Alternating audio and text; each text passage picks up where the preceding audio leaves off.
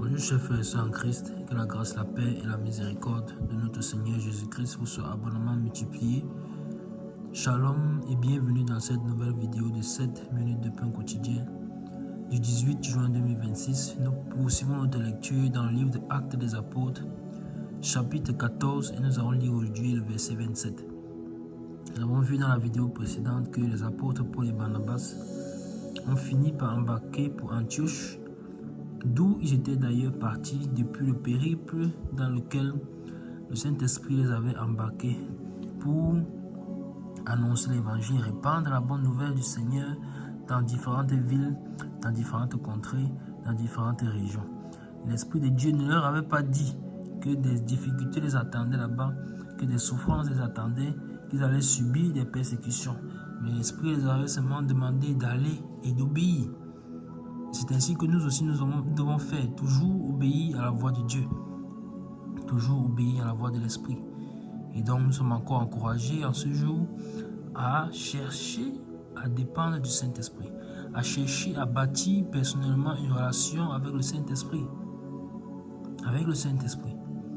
Alors, ils sont embarqués pour Antioche, d'où ils avaient été recommandés à la grâce de Dieu pour l'œuvre qu'ils venaient d'accomplir. Et on a donc vu que cette œuvre qu'ils viennent d'accomplir, c'est donc tout ce travail qu'ils ont fait par la grâce du Seigneur et avec l'aide du Seigneur. Et le fait que le verset 26 nous a dit que l'œuvre qu'ils viennent d'accomplir nous a montré qu'ils ont été fidèles dans leur service, ils ont été fidèles dans l'œuvre que le Seigneur leur a donnée. Ils ont donc annoncé la bonne nouvelle comme il le fallait. Ils ne se sont point compromis avec les peuples vers lesquels ils allaient. Même quand ils ont opéré des miracles, ils ne se sont point laissés, ils n'ont pas pris la gloire de Dieu. Ils ne se sont point compromis lorsque la persécution est arrivée vers eux. Lorsqu'ils ont été lapidés, lorsqu'ils ont souffert, ils ont continué à annoncer l'évangile droit, pur, comme le Seigneur l'a laissé et l'a ordonné de faire. Alors, nous aussi nous devons marcher dans la fidélité, dans l'œuvre à laquelle le Seigneur nous a appelés. Et là, on voit directement, encore une fois de plus, le deuxième pan, c'est-à-dire que le Seigneur, Dieu Tout-Puissant, a une œuvre pour chacune de nos vies. Il a quelque chose de particulier qu'il veut faire avec chacun d'entre nous. Nous devons donc connaître la volonté de Dieu pour nos vies et chercher à y marcher. Dans l'Église, nous sommes, le Seigneur opère dans l'Église, mais avec chacun d'entre nous, il a un plan. Et nous devons connaître ce plan-là. Et c'est lui que nous devons accomplir. Notre but sur la terre a un objectif. Et c'est celui-là que nous devons rechercher et non pas les choses de la terre. Nous ne devons pas nous laisser emporter par la recherche de l'argent, par la recherche du gain. Toutes ces choses éphémères, les biens de la terre, des choses qui passent. Mais notre cœur doit poursuivre la mission que le Seigneur nous a assignée. Il nous faut donc développer une relation personnelle et intime avec lui pour qu'il puisse nous la révéler, pour que nous soyons sensibles à sa voix, sensibles quand il parle et pouvoir l'écouter. C'est ainsi qu'il nous conduit donc dans cette voie-là. Alors le verset 27 que nous allons lire aujourd'hui dit ceci. Après leur arrivée, ils convoquaient l'église et ils racontaient tout ce que Dieu avait fait avec eux et comment il avait ouvert aux nations la porte de la foi. Amen. Je vais relire le verset.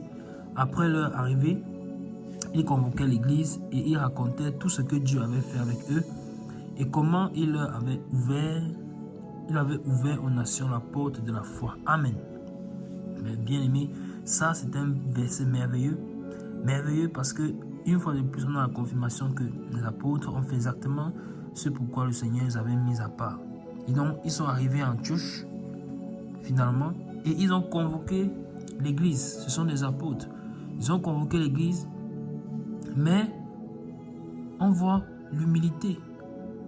Qu'est-ce qu'ils ont fait? Ils ont convoqué l'église pour rendre compte de ce que le Seigneur a fait. Car nous sommes membres les uns des autres. Ce n'est pas parce qu'ils sont apôtres qu'ils n'ont de compte à rendre à personne.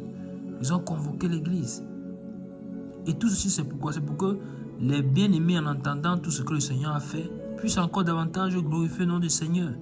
Et qu'à la fin, toute la gloire revienne à Dieu, que le Seigneur soit élevé et glorifié. Donc c'est merveilleux, c'est ainsi que nous devons fonctionner dans le corps du Seigneur. Ils ont convoqué l'église, ils ont tout raconté. Et c'était aussi moyen pour eux d'être reconnaissants envers Dieu de la façon qu'il les a utilisés dans toutes ces contrées. Et quand on nous dit qu'ils leur ont tout raconté, ça nous montre qu'ils n'ont pas raconté juste une partie de l'histoire. Le Seigneur a opéré des miracles. Il y avait un homme important des pieds boiteux de naissance à Lystre qui a retrouvé l'usage de ses pieds, ainsi de suite, ainsi de suite. Non, ils ont tout raconté.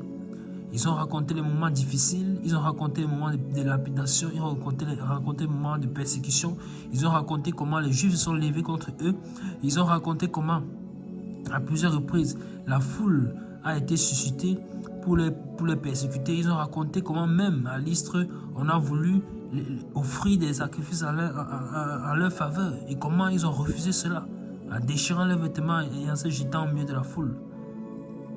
Et tout ceci, non seulement permet donc que le nom du Seigneur soit glorifié, mais sert également d'édification à ceux qui l'écoutent, à ceux qui l'entendent. Quand le Seigneur va aussi vous utiliser, faites comme nous. Ne laissez pas que la gloire du Seigneur, la gloire des hommes monte dans votre cœur. Remettez toujours la gloire à Dieu.